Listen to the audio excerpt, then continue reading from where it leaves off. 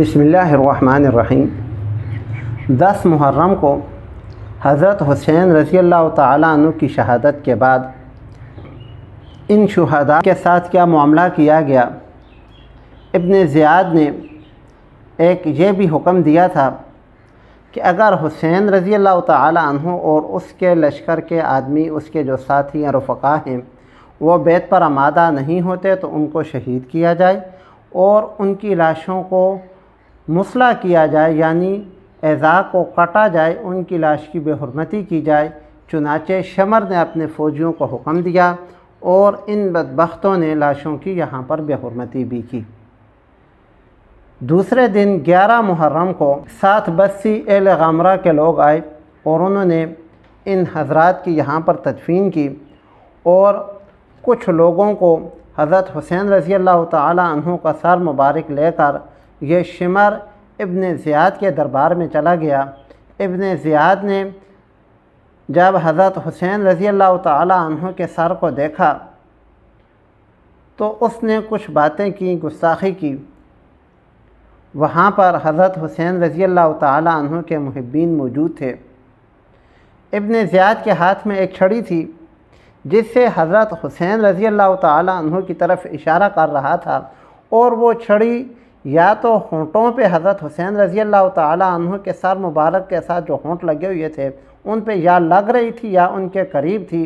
کہ وہاں پر پاک پیغمبر صلی اللہ علیہ وآلہ وسلم کا ایک صحابی جس کو زید بن ارقم رضی اللہ تعالیٰ عنہ کہتے ہیں، بڑھاپے کی عمر میں تھے لیکن رسول اللہ کے صحابی تھے۔ رسول اللہ کی صحبت کا اثر تھا کہ باوجود اس کے کہ 2 آدمیوں کے سہارے چل کر آئے تھے، لیکن عبداللہ بن زیاد کو کہنے لگے، او بدبخت آدمی، اپنی اس چھڑی کو پیچھے کرو، تمہیں نہیں پتہ میں نے ان ہونٹوں پر پاک پیغمبر صلی اللہ علیہ وآلہ وسلم کو بوسہ دیتے ہوئے دیکھا ہے، تم اپنی چھڑی ان ہونٹوں کو لگا رہے ہو، بدبخت آدمی۔ یہ الفاظ زید بن ارقم رضی اللہ تعالیٰ عنہ کے تھے، جو اس وقت اتنے ضعیف تھے کہ روایات کے اندر آتا ہے کہ یہ 2 آدمیوں کے سہارے چل کر ابن زیاد کے دربار میں آئے تھے۔ اس کے بعد ابن زیاد نے حضرت حسین رضی اللہ تعالیٰ عنہ کا سر مبارک یزید کے پاس بھیج دیا۔ یہ قافلے کے جو لوگ بچے ہوئے تھے، جو عورتیں تھیں، حضرت حسین رضی اللہ تعالیٰ عنہ کی بیوہ رباب، امراء القیس، ان کی 2 بیٹیاں سکینہ اور فاطمہ، ان کے 2 بیٹے علی اوسط اور عبداللہ، ان کو جو ہے یزید کے دربار میں لے جایا گیا۔ یہاں پر یہ جو 2 بیٹیاں تھیں سکینہ اور فاطمہ، انہوں نے کچھ آہ و بکا کی یا رونا شروع کیا، تو اس رونے کی آواز یزید کے زنان خانہ تک بھی پہنچی، اور یزید کی جو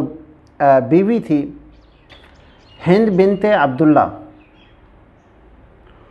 اس کو جب یہ خبر ہوئی کہ یزید کی حکومت میں تاجدار مدینہ صلی اللہ علیہ وآلہ وسلم کے نواسے کو قتل کیا گیا، تو وہ بغیر دوپٹے کے یزید کے دربار میں آ گئی اور اس نے آ کر کہا کہ شرم نہیں آتی تمہیں؟ تمہاری حکومت میں نواسہ رسول کے ساتھ ایسا ظلم ہو گیا۔ اس نے کسی سے دوپٹہ لے کر ان کے سر پر رکھا، ان کو دلاسا دیا اور یہ کہنے لگا کہ اس قتل کا ہم بدلہ دیں گے اور یہ کریں گے اور وہ کریں گے، اور ان کو مطمئن کر کے بھیج دیا۔ اس نے جھوٹ کہا تھا، یزید نے کوئی بھی بدلہ نہیں لیا۔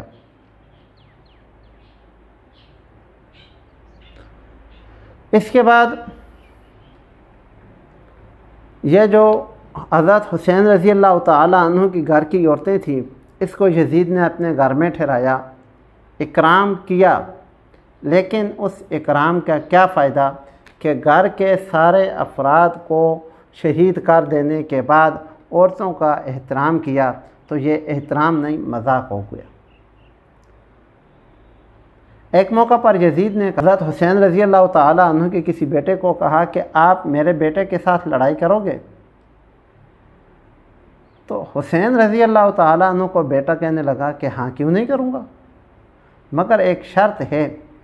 میرے ہاتھ میں بھی خنجر یا چھری ہوگی، آپ کے بیٹے کے ہاتھ میں بھی خنجر یا چھری ہوگی، تب لڑائی کروں گا۔ جرت بتائی کہ تمہاری کیا جرت یا تمہارے بیٹے کی کیا جرت کہ حسین رضی اللہ تعالیٰ عنہ کی اولاد سے مقابلہ کرے، کرنا ہے تو آؤ میں کرتا ہوں، میرے ہاتھ میں بھی چھری یا نیزہ دو، اس کے ہاتھ میں بھی دو، پتہ لگ جائے گا جرت والے کون ہیں۔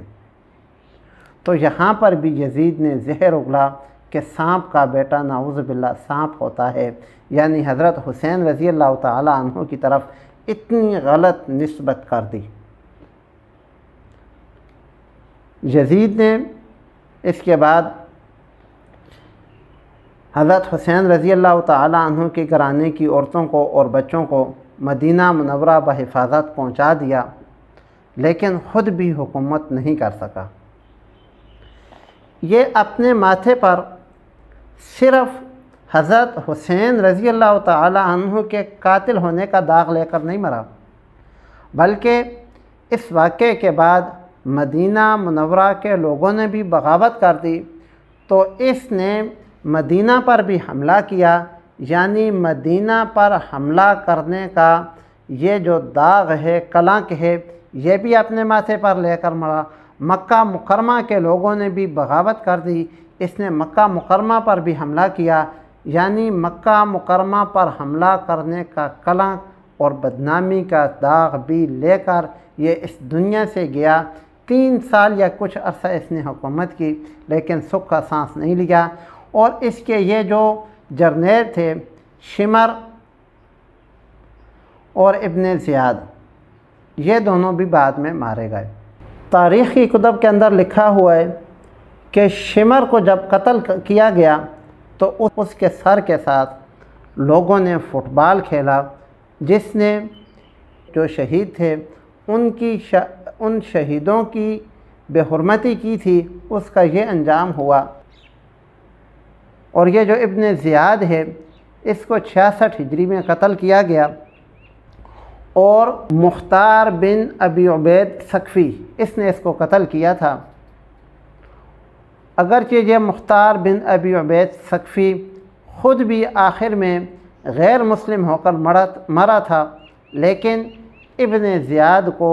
اس نے ہی قتل کیا تھا، اور جس جگہ پر ابن زیاد نے حضرت حسین رضی اللہ تعالی عنہ کا سر رکھا تھا، وہاں اس نے ابن زیاد کا سر رکھا۔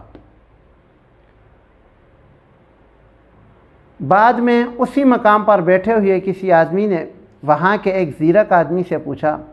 کہ آپ کی اتنی عمر ہو گئی ہے، یہاں آپ ابن زیاد کے ساتھ بھی بیٹھے ہو، یہاں آپ مختار ثقفی کے ساتھ بھی بیٹھے ہو، یہاں آپ موصب بن عمیر کے ساتھ بھی بیٹھے ہو،